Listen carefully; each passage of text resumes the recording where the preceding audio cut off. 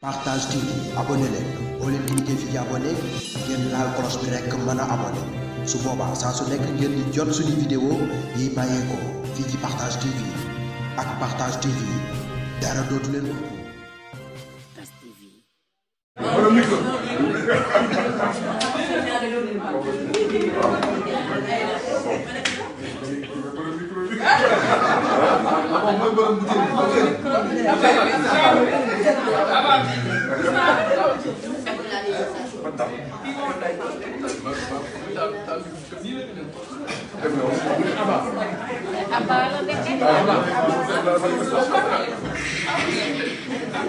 mais Aba yaa doon sànni butéel waaw borom butéel borom kees bi borom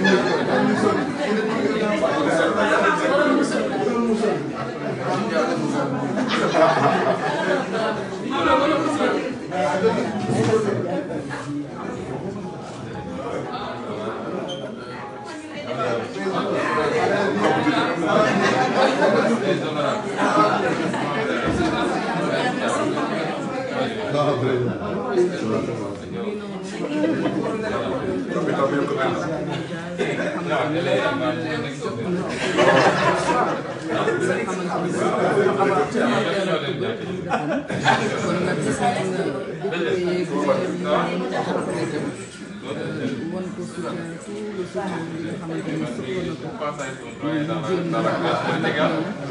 di leen remercier ci seen courage parce que fas yéene woon ànd ak ñoom ba tribunal verdict bi daal di def si nag xam nga noonu c'est le premier verdict qui est conformé sur le procès en appel de Barthélémy Dias, honorable député qui reçoit chaque année les députés et maires pour leur dire un grand merci pour le soutien et la présence. Voilà, les images parlent d'elles-mêmes.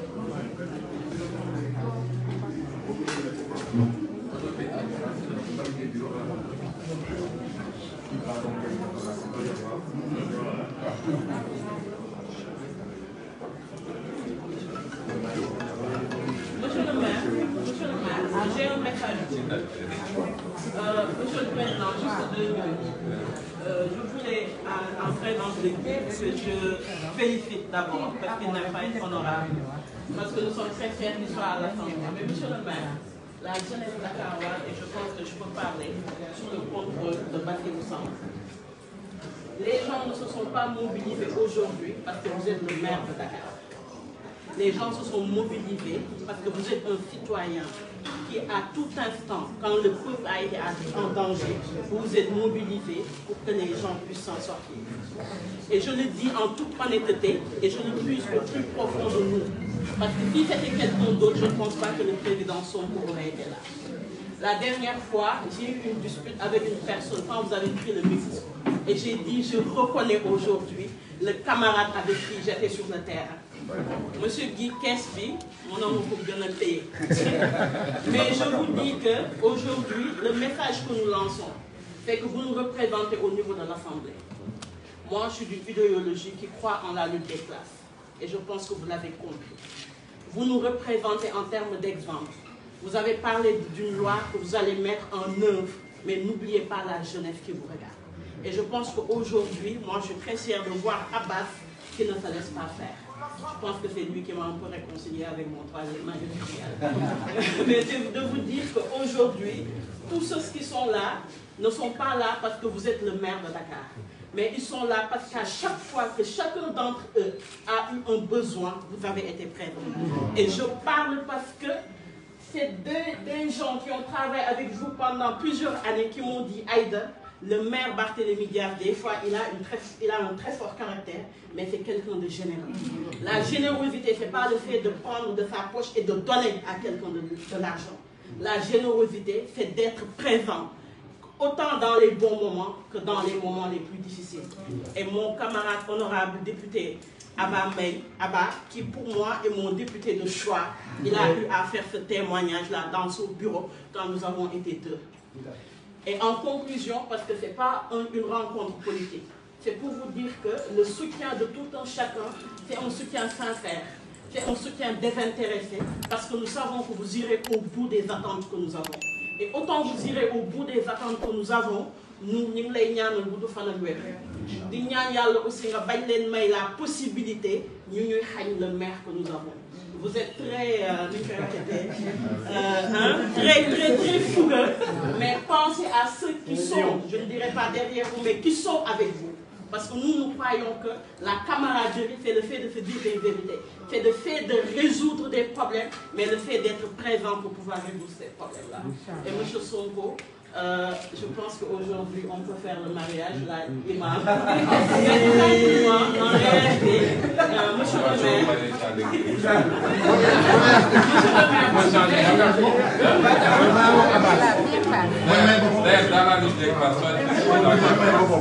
je suis dans la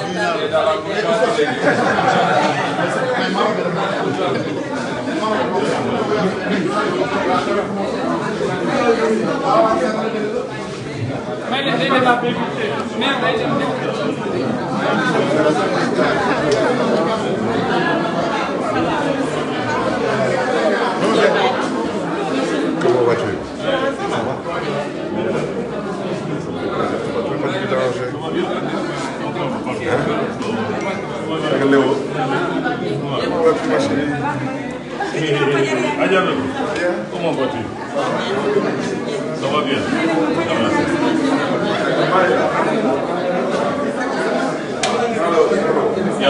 Merci. Ok, ouais.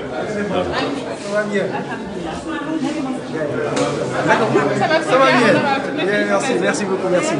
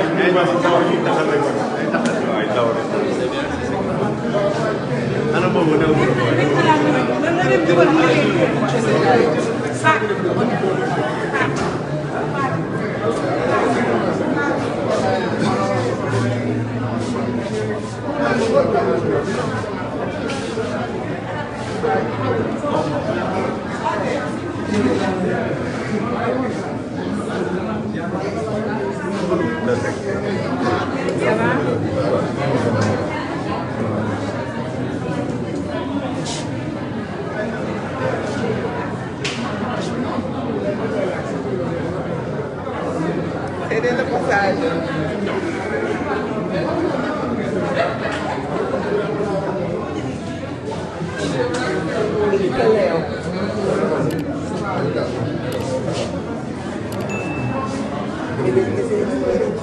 c'est pas pour moi, hein? Ana laay wax.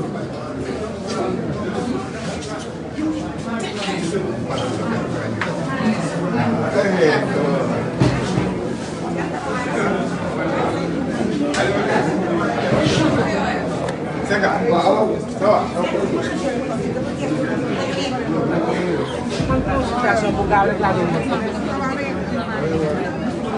man toog si biti rek man tam organiser rek ay ngay jéem ko da nga ay sama lu ngi ça va la graine am te moom la ci àttal lu ko jaral. yow nga wàcce ay malaayika sax wàcce ay police ak gendarme wàcce ay malaayika ñu tasaaru biir Dakar wala biir réew. ba jox la nga doon. mais danañu tase ci yoon. te du yàgg. non mbetteel amuñu ko ci. ban mbetteel. mbetteel ak li xew. ci vote yi mbetteel ak la xam ci installation assemblée nationale. mbetteel ak leneen ak leneen ak leneen ak liy ñëw. mais ñun xam nañ lépp. mais est-ce que duñu wax alhamdulilah wala yéen jàpp ngeen non ñun jàppuñu alhamdulilah parce que suñu doon alhamdulilah Barth def recours bu doon alhamdulilah rek mu dépendre ca loola li ñu dëgg la tey mais ñun dañu gëm ni li ñuy wax ay sos la Macky Sall dafa gëm ni li muy wax ay sos la parce que moo njëkk a taxaw ci écran yi wax nit du weddi boppam góor du weddi boppam góor du xëy na ñuul na ba pare xëy suba ne weex na tekkul si dëgg. s'il vous plaît bon gaañu ba pare mënu génn incha allah. comme ça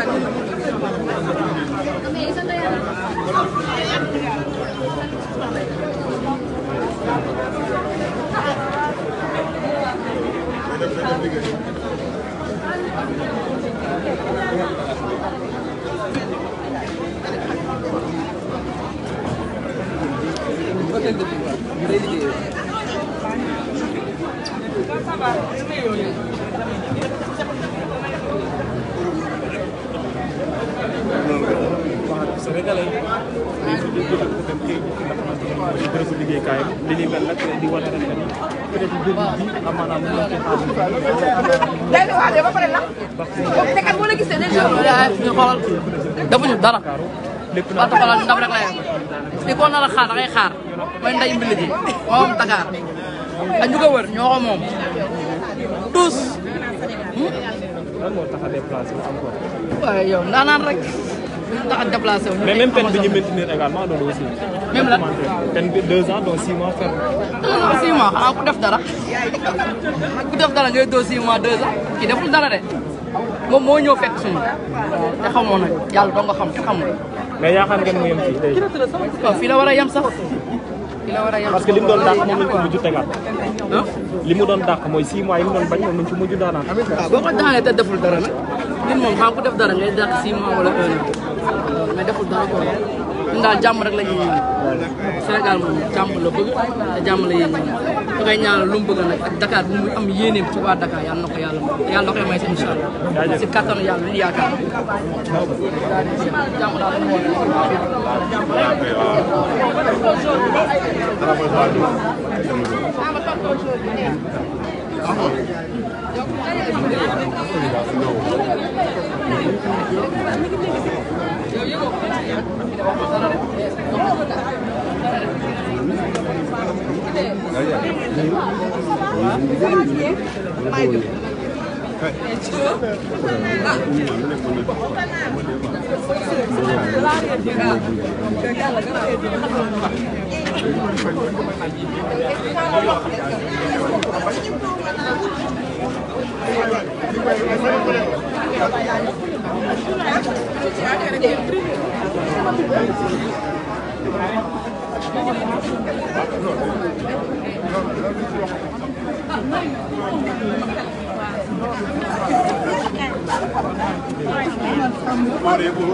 parce que Barth mu ngi waaj a génne mu ngi waaj a génne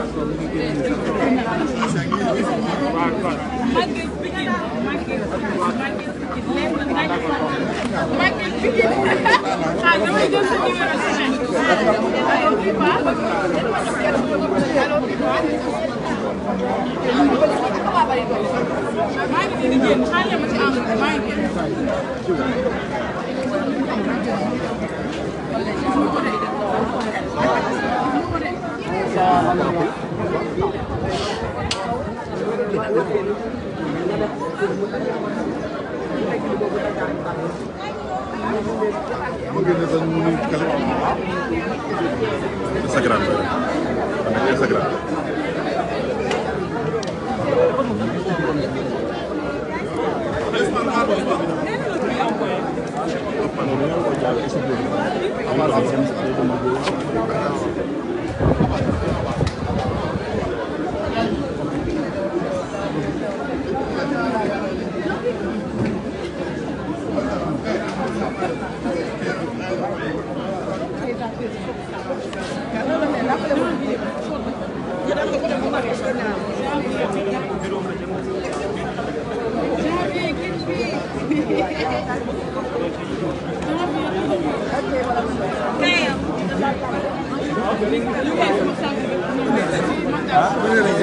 ah ban heure lay dem. mu gisul dem. bàyyi nañ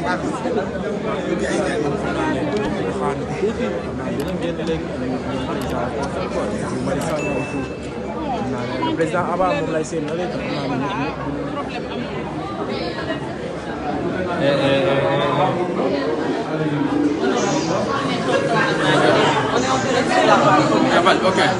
ok. Vous prenez avec lui. Merci.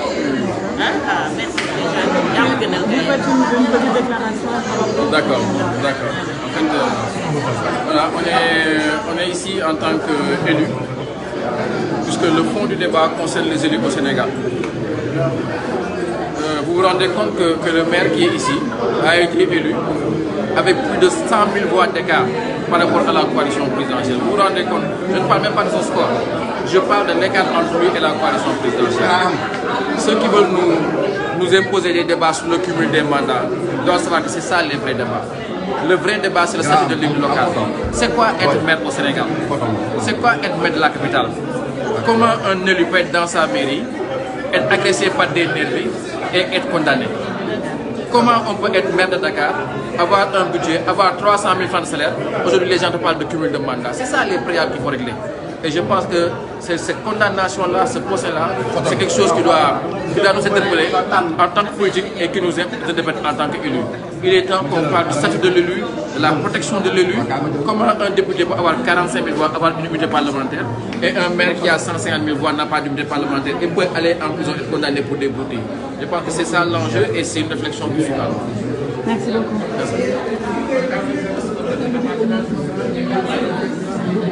Madame Aïda, honorable, Madame le maire, vous pouvez faire une déclaration par rapport à ce qui s'est passé. On vous a entendu tout à l'heure parler au maire. Oui. Pouvez-vous faire une déclaration s'il vous plaît? Oui, en fait, j'ai parlé au maire de Dakar parce que nous sommes venus aujourd'hui avec les différents maires pour le soutenir. Malheureusement, le temps d'arriver au niveau du tribunal, nous avons eu les résultats qui nous ont, je devrais dire, assez surpris. Parce que lors des deux jugements, il y avait assez d'éléments pour montrer son innocence et pour faire en sorte qu'on ne puisse pas, en réalité, qu'on puisse donc avoir une bonne présomption par rapport à la justice. Maintenant, comme tout à l'heure, une de vos collègues m'a posé la question, le reste sera une décision personnelle, donc nous attendons de voir ce qu'il en pense lui-même. Mais nous sommes désolés qu'il ne puisse pas être purement et simplement acquitté. Merci.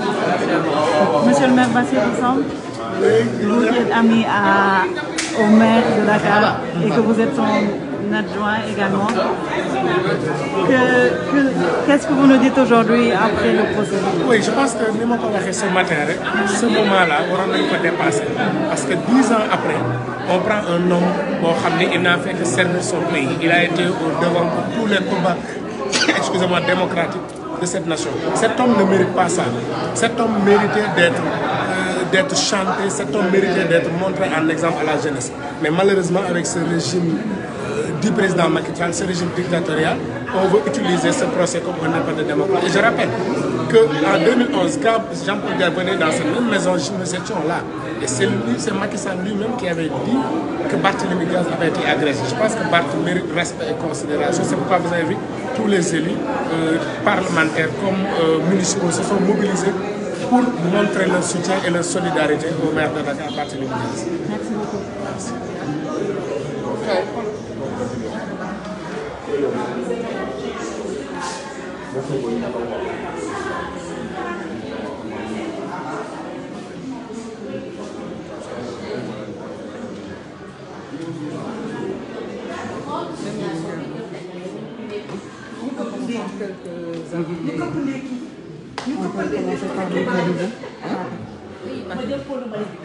Pouvez-vous, s'il vous plaît, faire une déclaration, monsieur le maire, par rapport au procès du maire de Dakar?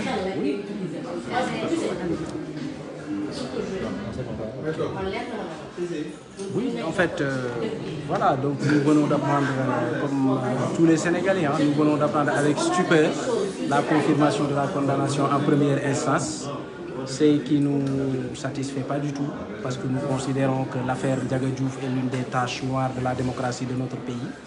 et que c'est dommage que l'honnête citoyen qu'on a trouvé dans son lieu de travail, qui de surcroît un élu du peuple, qui soit attaqué, qu'il puisse se défendre et qu'il soit confronté à des déboires judiciaires.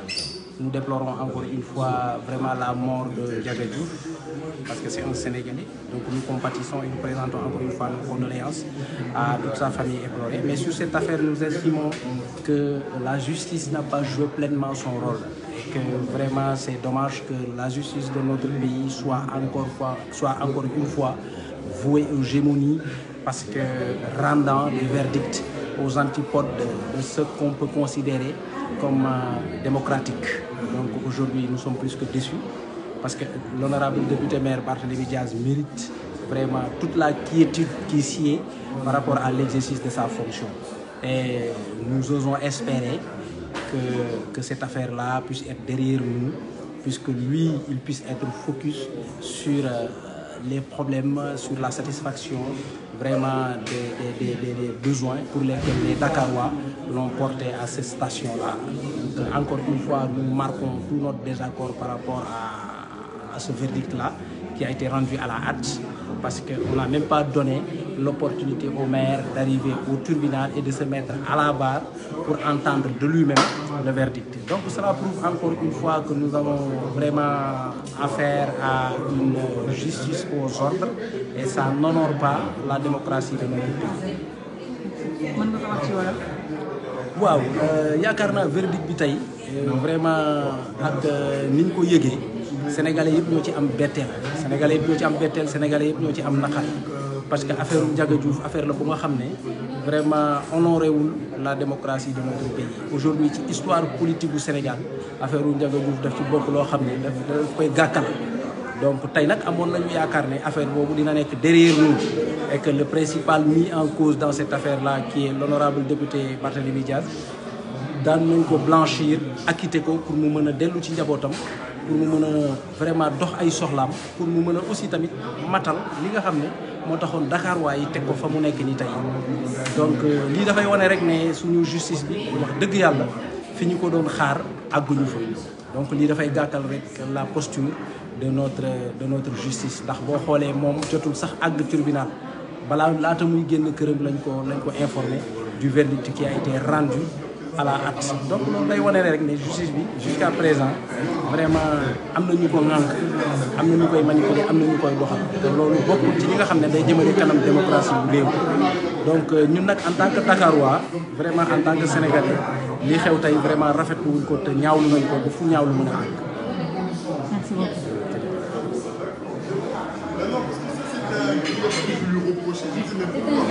Excusez-moi. Bonjour honorable. Oui, vous êtes en direct sur la page du maire Barthélémy Diaz. On vous a vu tout à l'heure, mi ngi lay tooñ naan la borom kees gi. Alors tey ñu ngi fi au sortir du procès. Qu'est-ce que vous avez à dire aux Sénégalais? tey bésu naxar la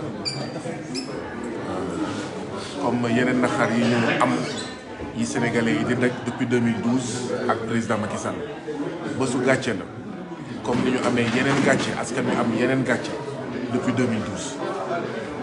Tey on a assisté à un simulacre de justice. On a assisté à une parodie de justice. li am tey day firndeel li ñu yàgg xeex muy kumba am ndey ak kumba amul ndey bi am ci Sénégal ci fànn yu bëri, rawatina ci yoon, rawatina ci justice. boo àndee ak Macky Sall dara du la dal, loo mënti def dara du la si fekk, waaye boo nekkee koo xam ne day défendre njëriñu askanu Sénégal et de manière intransigeante, te loolu mooy marque de fabrique ki nga xam ne moom mooy monsieur le maire député, monsieur le député maire Barthélémy Diaz.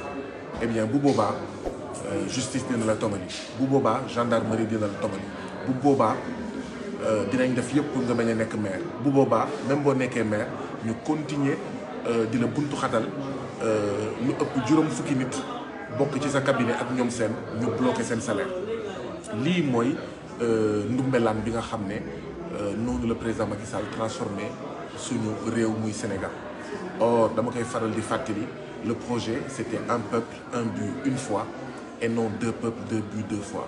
Deux peuples mooy benn peuple boo xam ne lu ko neex def, sàcc xaalisu askan bi këpp kees randal rey nit torturer ay nit ba ñu dee sàcc suufu askan bi du mujj fenn président Macky Sall jël concom teg ko ci dossier yi teg ko ci li nga xam ne moom mooy loosu justice mais boo nekkee un patriote authentique comme Barthélémy Dias yow mënoo am jàmm say mbokk mënuñu am jàmm say xarit mënuñu am jàmm ñi ngay àndal ci wàllu politique say collaborateurs duñu am jàmm donc li xew tey bettuñu je crois que ku yeewu tey Sénégal nga gis Auchan yi tëj ay auto gendarmerie garé fa fii rek ci koñ bi waaw tu as l'impression que gendarme yu nekk Sénégal yépp ñu ngi autour de la maison ñu ngi ci biir quartier bi ku yeewu tey ce matin gis réew mi ni mu tëddee ak gendarme yi ni ñu nekkee ci mbedd bi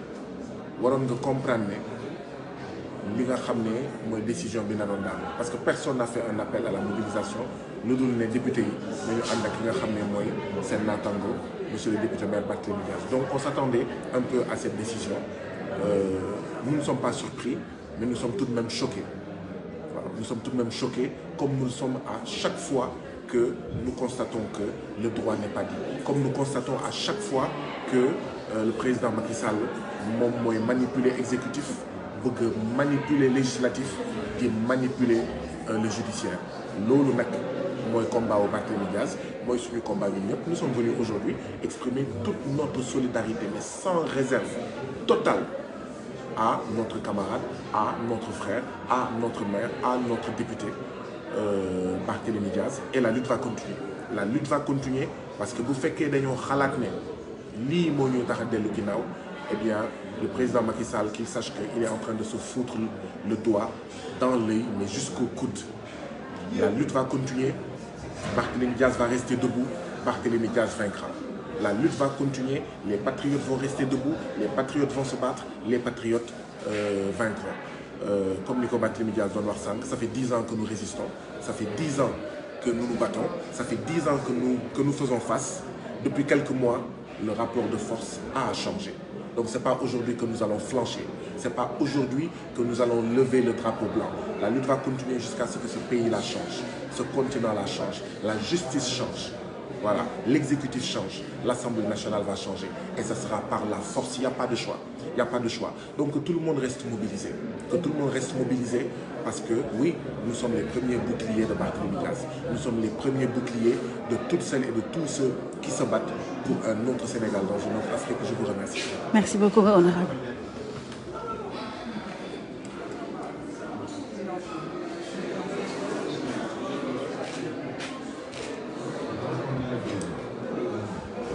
Bonjour. Vous êtes en direct sur la page du maire, de l'honorable maire Barthélémy Dias. Au sortir du procès aujourd'hui, on vous voit venir chez lui le soutenir. Quelle déclaration pouvez-vous faire? Bonjour. Comment? Présentez-vous. Bonjour. Je suis Maïa Souba Mokhtar, adjoint au maire à la ville de Dakar, chargé du développement durable, de l'urbanisme et en fait, de la protection du littoral. Donc en fait, bon, là je suis venu aujourd'hui, c'est pas en tant que politique, politicien, mais plutôt en tant que frère. Pour soutenir mon frère qui, quand on a besoin, il est là. Et surtout aussi pour l'injustice. Parce que tout le monde sait comment ça s'est passé en fait lors en fait de l'attaque de Ndiaga Diouf et de ses compères. Donc on sait que voilà, on sait que en fait donc on peut dire que vraiment là c'est de l'injustice parce qu'en fait il n'y a pas de preuve matérielle en fait qui puisse inculper le maire. Donc par rapport au verdict, on est quand même un peu déçus. On est quand même très déçus qu'ils aient confirmé en fait en première instance. Espérons en tout cas que le maire ne fera pas de pourvoi en cassation. Moi en fait c'est mon avis, c'est mon sentiment. Donc on verra après par rapport à sa déclaration justement qu'est-ce qu'il va faire. Merci beaucoup. Merci. En wolof s'il vous plaît. Bon, en fait, nous venons en tant que frère du maire Barthélémy Dias, et pas en tant que politique. Donc, ñëwoon pour jàppale ko soutenir ko surtout par rapport ak li ñu ko tuumaal tey gis nañ ne di justice bi wax doyuñu waaye on verra moom ci boppam personnellement dina xool ndax dafay pourvoir en cassation. Merci. Merci beaucoup. Merci.